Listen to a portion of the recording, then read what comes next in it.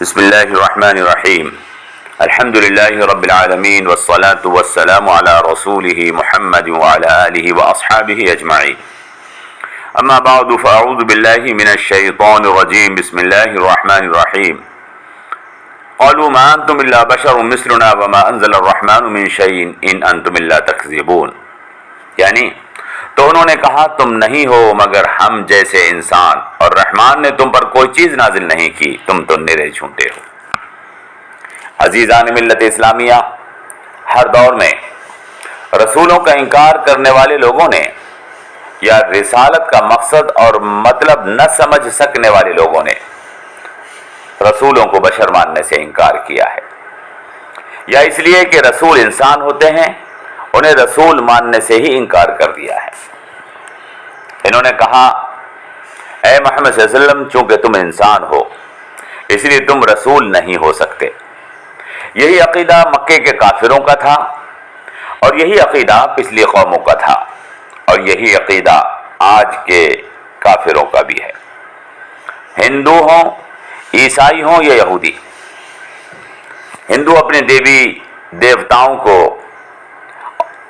اپنے بھگوانوں کو انسان نہیں مانتے، عیسائی حضرت عیسیٰ کو اللہ کا بیٹا مانتے ہیں، انہیں بشر یا انسان ماننے سے انکار کرتے ہیں۔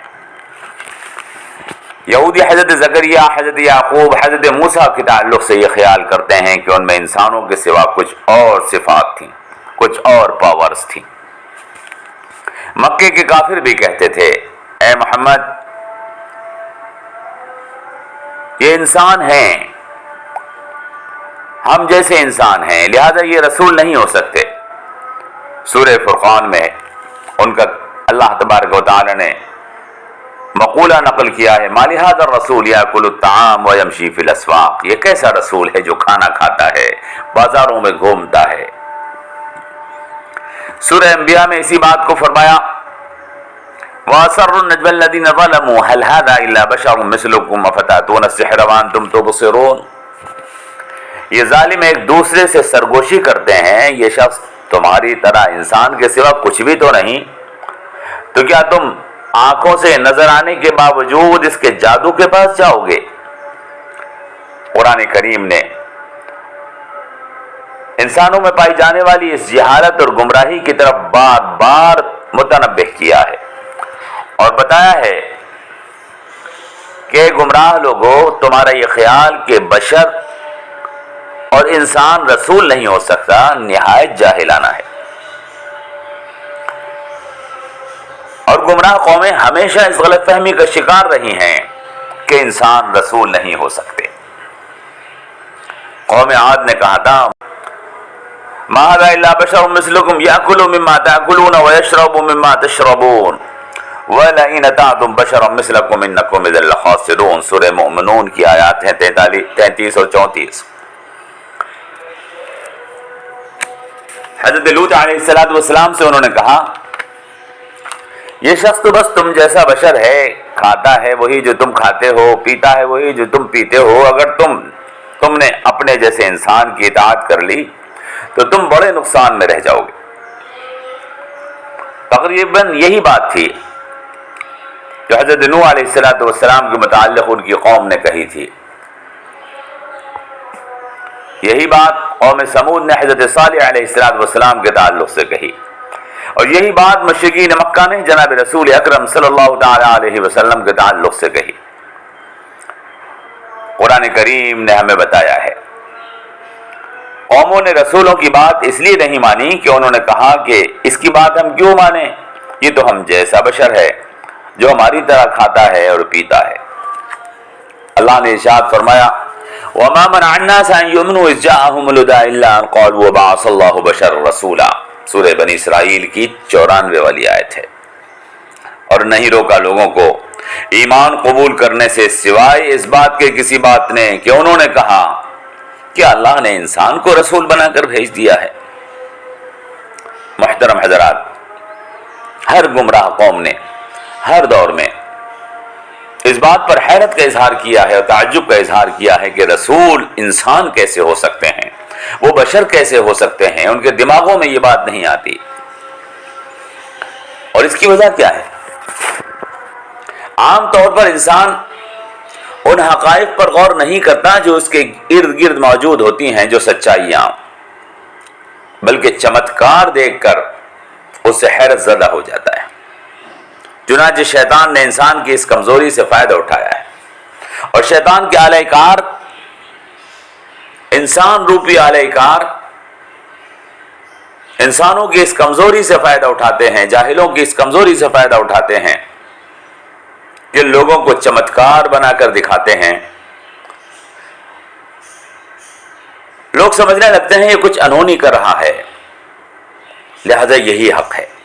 پھر شیطان ان چمتکاروں کی آڑ میں انسانوں سے غلط کام کرواتا ہے، حتیٰ کہ نوبت یہاں تک پہنچ جاتی ہے، کہیں چمتکار کے نام پر، کہیں کرامت کے نام پر، کہیں اور کسی اور دھوکے اور فریب کے ذریعے سے لوگوں کو بہکایا جاتا ہے، اور آہستہ آہستہ انہیں حق سے دور کیا جاتا ہے، اپنے دام میں ان کو پھانسا جاتا ہے، اور پھر ان سے ناجائز فائدے حاصل کیے جاتے ہیں۔ اس لیے اللہ تعالیٰ نے رسولوں کو عام آدمی کی طرح سے بھیجا ہے۔ وہ کھاتے ہیں، پیتے ہیں، سوتے ہیں، انہیں دکھ اور سکھ سب پہنچتا ہے۔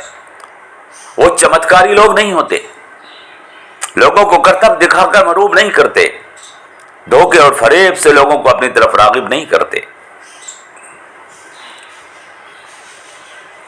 بلکہ وہ بھی سب انسانوں کی طرح سے کھانے پینے والے، سونے اور جاگنے والے، دکھ سکھ کو جھیلنے والے ہوتے ہیں، اور وہ بھی یہی کہتے ہیں کہ ہم تمہاری طرح سے بشر ہیں۔ اور یہی اللہ کے سارے نیک بندوں کا حال ہوتا ہے۔ انہیں بھی بھوک لگتی ہے، پیاس لگتی ہے، نیند آتی ہے، دکھ اور سکھ کا احساس ہوتا ہے، غم ہو تو آنکھ سے آنسو نکلتا ہے، اور کوئی خوشی ہو تو مسکراہٹ ہونٹوں پر آ جاتی ہے، کیونکہ وہ انسان ہوتے ہیں، اور انہیں انسانوں کے لیے نمونہ بنا کر بھیجا گیا ہوتا ہے۔ وہ چمتکاروں، کرامتوں اور دھوکے اور فریب کے ذریعے سے لوگوں کو اپنی طرف راغب نہیں کرتے، بلکہ اپنی بات کی سچائی کی بنیاد پر ان لوگوں کو جو حق کو پہچان سکتے ہیں دین کی دعوت دیتے ہیں، کیونکہ انہیں نمونہ اور رسول بنا کر بھیجا گیا ہے انسانوں کے لیے۔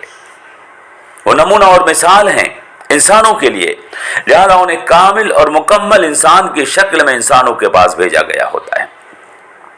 زمین پر اگر فرشتے رہتے ہوتے تو اللہ فرشتوں کو رسول بنا کر بھیجتا۔ زمین پر چونکہ انسان رہتے بستے ہیں اور انسانوں کے لیے انہیں رسول بنا کر بھیجا گیا ہے، تو اس لیے رسولوں کو بھی انسان ہی بھیجا جاتا ہے۔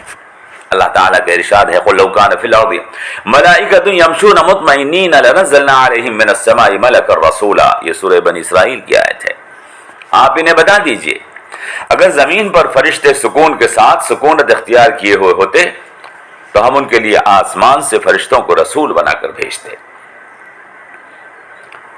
رسولوں کی بھیجنے کا اور رسالت کا مطلب نہ سمجھنے والے یہ نادان اس بات پر تعجب کرتے ہیں کہ انسانوں میں رسول انسان کو کیوں بھیجا گیا، حالانکہ تعجب کی بات یہ نہیں ہے، بلکہ تعجب کی بات یہ ہے کہ انسانوں میں کوئی غیر انسان رسول بنا کر بھیجا جاتا۔ قرآن اس بات کو بیان فرماتا ہے، سورہ صاد میں ہے وَعَجِبُوا أَن جَاءَهُم مُنذِرٌ مِّنْهُمْ۔ انہیں تعجب ہوتا ہے کہ ڈرانے والا انہی میں سے کیوں آ گیا۔ میرے محترم بزرگوں، حالانکہ تعجب اور حیرت کی بات یہ تھی کہ کوئی اجنبی قوم کا، اجنبی جنس کا ان کے درمیان آتا اور رسول اور نبی ہونے کا دعویٰ کرتا، یہ تعجب کی بات تھی۔ اس وقت تعجب سمجھ میں آتا ہے، وہ کہہ سکتے تھے کہ ہم انسان ہیں اور دوسری مخلوق ہمارے لیے نمونہ اور مثال کیسے بن سکتی ہے۔ یہ دوسری مخلوق نہ ہمارے جذبات کو جانتی ہے، نہ ہماری ضروریات کے مطابق ہے، نہ ہماری کمزوریوں سے واقف ہے، پھر یہ ہمیں جو حکم دے رہا ہے ہم کیسے کریں، اور ہم وہ کام کیوں کر سکتے ہیں جو یہ رسول کر رہے ہیں، کیونکہ وہ انسان نہیں ہیں اور ہم انسان ہیں، ناتواں انسان ہیں، کمزور انسان ہیں۔ آج بھی بعض مسلمان کہلائے جانے والے لوگ رسول کا بشر ہونے سے انکار کر دیتے ہیں، وہ اس لیے کہ اگر رسولوں کو بشر مان لیں گے تو وہ کام جو رسول نے کیے انہیں بھی کرنے ہوں گے، دین کے لیے جو قربانیاں رسولوں نے دی صحابہ کی طرح انہیں بھی دینی ہوں گی۔ مگر جب وہ کہہ دیتے ہیں کہ رسول انسان اور بشر نہیں ہوتے تو وہ قربانیاں جو رسولوں نے دی، جہاد کیا، فاقے کیے، زخم کھائے، بھوکے پیاسے رہے، دین کی خاطر تکلیف اور دکھ اٹھائے، غم جھیلے، اپنوں کا غم جھیلا، مال اور دولت خرچ کیا، تو وہ کہہ دیتے ہیں یہ کام ہم کیسے کر سکتے ہیں؟ وہ تو بشر نہیں تھے، ان کی اطاعت تو ہم سے بہت زیادہ، ان کی طاقت تو ہم سے بہت زیادہ تھی، ان کی اطاعت ہم کیسے کریں؟ ان کے اندر کرشماتی اور چمتکاری طاقت تھی، ہم ان جیسے کیسے بن سکتے ہیں؟ اگر انہوں نے رسولوں کو بشر اور انسان تسلیم کر لیا تو یہ گمراہ لوگ، اگر انہوں نے سمجھ لیا کہ رسولوں کو بھی بھوک لگتی تھی، مگر وہ قوت ایمانی سے دین کی خاطر بھوک کو برداشت کرتے تھے، انہیں پیاس لگتی تھی مگر انہوں نے پیاس برداشت کی دین کی خاطر، انہیں زخم میں تکلیف ہوتی تھی مگر انہوں نے زخم جھیلا دین کی خاطر، وغیرہ وغیرہ۔ دنیا میں بہت سی تکالیف آتی ہیں، بہت سی قربانیاں دینا پڑتی ہیں جو صحابہ پر آئیں، تو انہیں صحابہ کی طرح سے بھوکا رہنا ہوگا، پیاسا رہنا ہوگا، اپنے آرام کی قربانی دینی ہوگی، زخم برداشت کرنے ہوں گے، اس وجہ سے کہ رسولوں کی سنت پر عمل نہ کرنا پڑے، وہ کہہ دیتے ہیں کہ رسول بشر ہی نہیں ہے۔ جہاد نہ کرنا پڑے، بھوکا نہ رہنا پڑے، دین کی خاطر دکھ اٹھانے نہ پڑیں، تکلیفیں اٹھانی نہ پڑیں، وہ رسولوں کے بشر ہونے کا انکار کر دیتے ہیں۔ انہیں جہاد سے راہ فرار مل جائے، مال و جان کی قربانی سے نجات مل جائے، رسولوں کے بشر ہونے سے وہ انکار کر کے آسان راستہ اختیار کر لیتے ہیں۔ حقیقت یہ ہے کہ رسول تو مکمل اور کامل انسان اور پورے کے پورے بشر ہوتے ہیں۔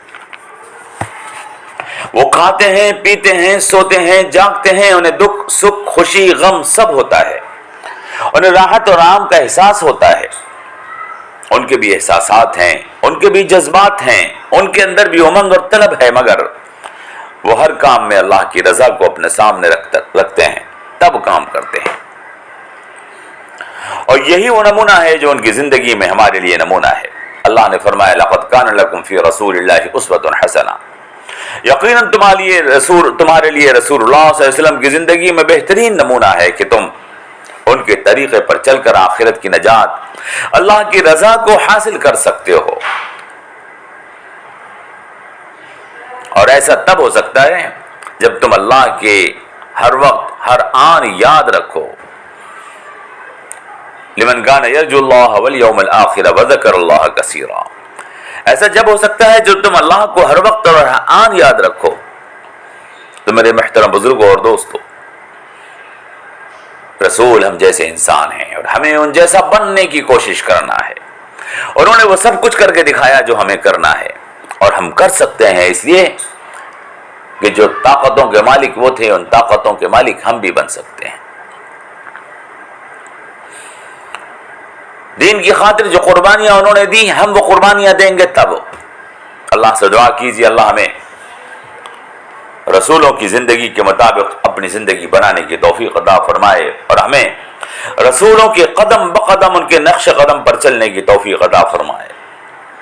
یہ ہے وہ وجہ جس کی وجہ سے لوگوں نے رسولوں کے بشر ہونے کا انکار کر دیا کہ ہمیں ان جیسا بننا نہ پڑ جائے۔ اللہ تبارک و تعالی ہمیں صحیح بات کو سمجھنے اور ہدایت کے راستے پر چلنے کی توفیق عطا فرمائے۔ والسلام علیکم ورحمۃ اللہ وبرکاتہ۔